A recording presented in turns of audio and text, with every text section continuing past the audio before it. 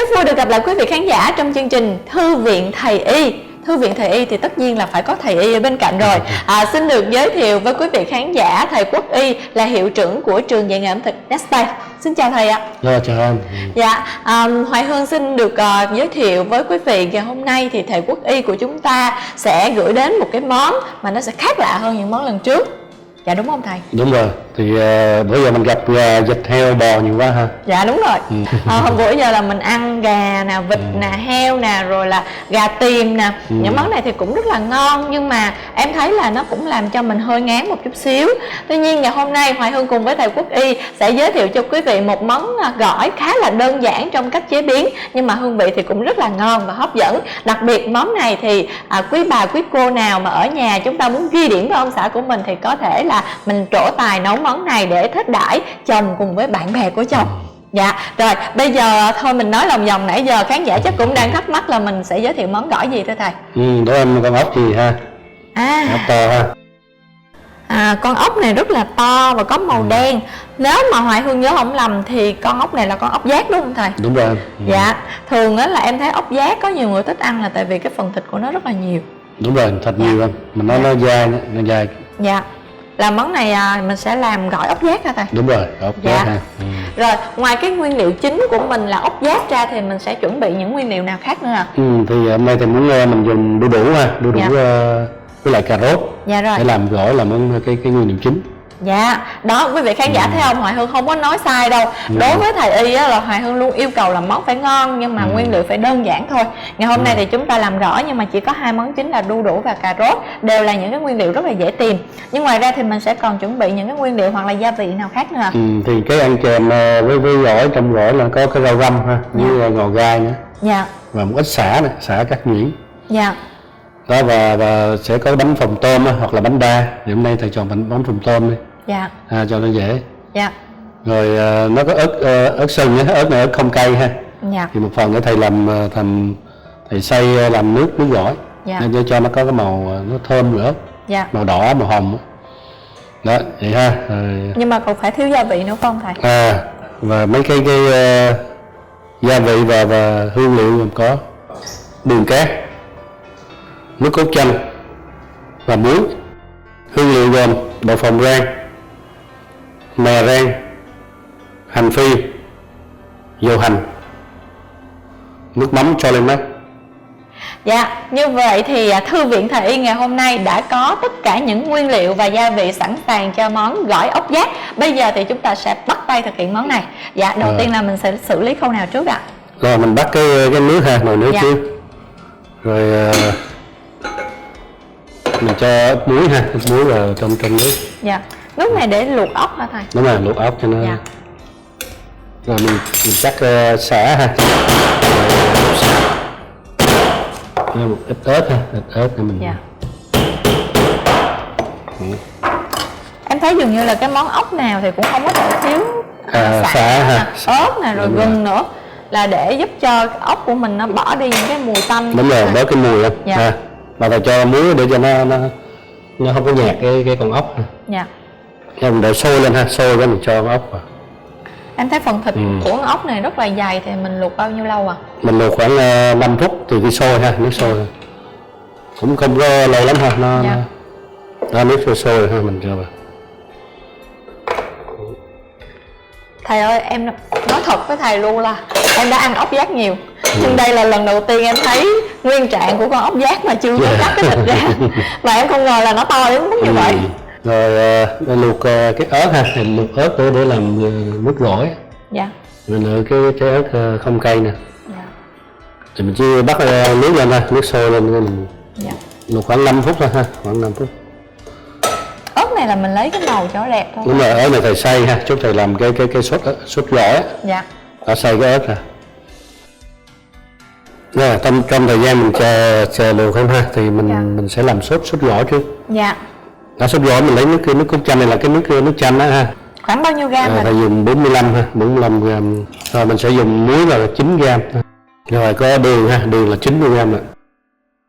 Thì ngoài ra thầy đợi luộc cái ớt luộc chín á. Dạ. Xong mình xay chung ha, xay chung cái này. Dạ.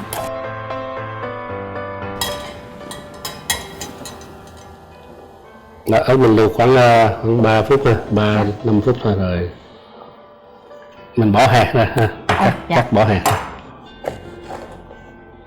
Thì mình lấy cái muỗng mình bỏ hạt ra. Dạ.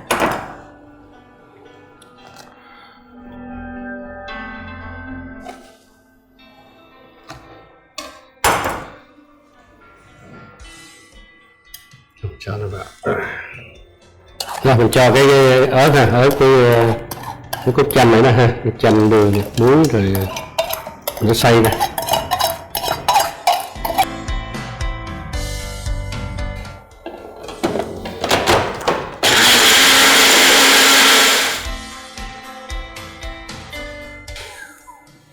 Cái màu đó rất là hấp dẫn luôn á Cho thầy. lại cái chế ha. Nhưng mà cái này là bỏ đây cũng được. cái này em thấy thầy xay rất là nhuyễn phải không thầy? Nước trộn gỏi này. Wow. Từ cái nước này mình sẽ làm cái nước chấm luôn ha. Dạ. Thì thực ra là Hoài Hương thấy cái mùi nó chắc nó không có quá cay đâu, nhưng mà màu lên rất là đẹp thì làm cho cái món gỏi của mình nó sẽ hấp dẫn hơn rất là nhiều luôn. Rồi em để đây nha thầy. Rồi em cho thầy cái chén để thầy pha nước chấm luôn ha, nước chấm gỏi. Nước chấm gỏi là lấy từ cái nước trộn gỏi này ha. Dạ. Mình dùng khoảng 50g. Đó, thầy cho khoảng 10g nước mắm thôi. Đó, mình cho nước khoảng 20g thôi. Đây là nước chấm gỏi. Đó, từ nước trộn gỏi mình pha thêm nước mắm và nước lọc nữa. Và nhớ là nước nóng nha quý vị. Và mình sẽ có hỗn hợp nước chấm gỏi. Rồi bây giờ mình sẽ bào cái đu đủ ha với cái cà rốt. Thế này ha. Dạ. Cái này em làm được đó thầy. Dạ, làm giùm ha. Dạ, em phụ thầy. Xong tới đu đủ. Cà rốt mình cũng bào như vậy hả? Đúng rồi, Dạ. cà rốt cũng vậy.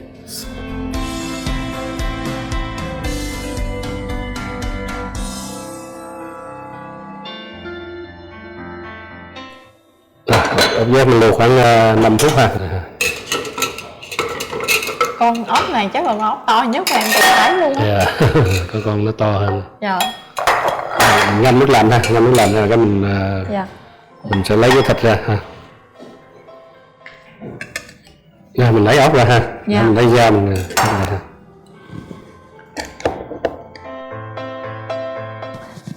Đấy ha. Trời, quá trời phần thịt rất là nhiều. Nhưng mà con ốc này thì Hoài Hương thấy nó dày cái phần thịt cho nên là nó hơi khó để lấy ra. Ha, cái mình phải lấy cái thịt ha, mình cắt ra. Dạ. Mình cắt mỏng ha. Dạ.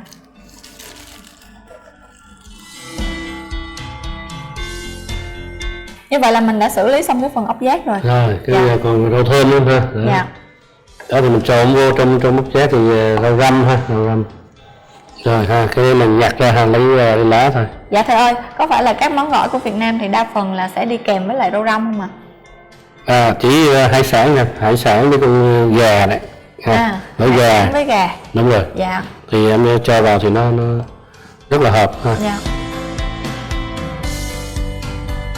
Rồi đây. Đó mình cắt khúc vậy thôi. Dạ.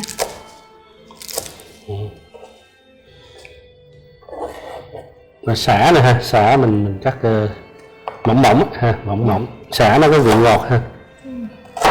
Cắt mỏng ha.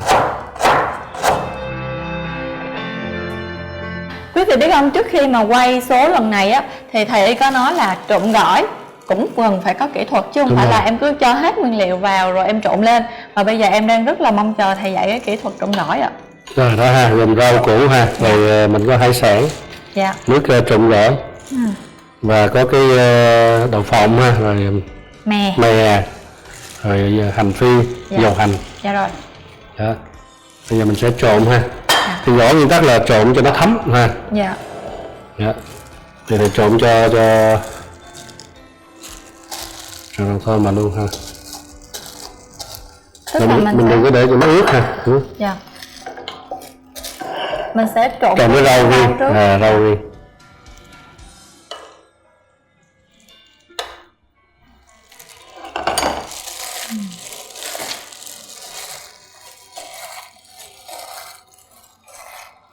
Đó thì nguyên tắc gỏi là nó không có được ướt ha, nó không được. Dạ. Nhưng mà em thấy có nhiều lần khi mà em làm á, trộn xong nó ra rất là nhiều nước đó thầy. Đúng rồi, thì em phải để lên cái rổ ha. Dạ. Như là cái nước nó vừa thôi, nước vừa. Nếu mình dư á thì em cho lên cái rổ cho nó ráo. Dạ. Ráo nước. Đó mình bóp đi nè, nó mới đều. Dạ. Chứ còn gỏi nó khác cái salad thì người ta có thể chan cái sốt nữa. Còn với gỏi là nó cần thấm đều. Dạ. Cho nó thấm đều cái mình bóp nhẹ ha, bóp nhẹ cho nó bóp nhẹ ta. Dạ.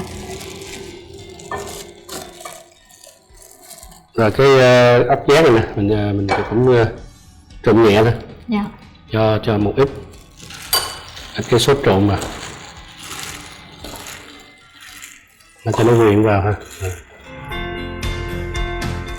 Rồi ngoài ra bắt đầu mình cho dầu hành ha, dầu hành phi mình phi ra.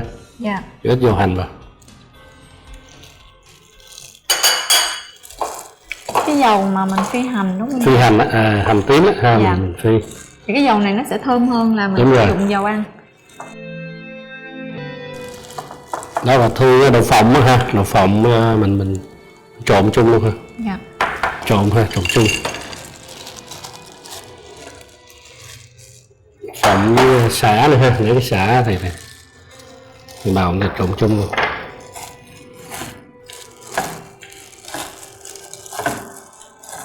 Cái này mình trộn mà mình có phải để cho thấm trong bao lâu không hả? Trong vòng 5 phút 5 phút là được. Dạ. Cái mè thì mình rắc lên ha, đậu phộng thì mình trộn chung luôn. Dạ. Và cái ốc giác thì mình sẽ rải lên ha, lên trên chứ mình không có.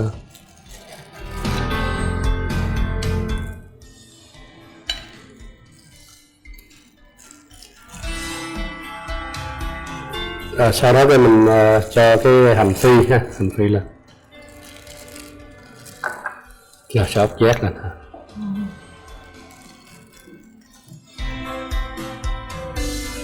Rồi mè rang.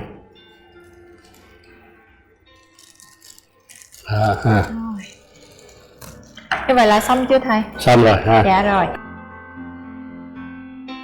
Thưa quý vị, như vậy là món gỏi ốc giác đã hoàn thành. Phải nói là nếu như mà quý vị ở trong gian bếp của chúng tôi thì quý vị sẽ thấy là cái mùi hương của món này rất là hấp dẫn luôn. Chua chua, ngọt ngọt. Chắc chắn là như vậy, nhưng mà quan trọng là mình sẽ phải thử xem là nó như thế nào.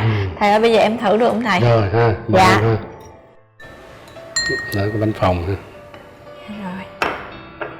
Đầu tiên là Hoài Hương rất là muốn thử một miếng ốc giác để xem là vị của nó như thế nào.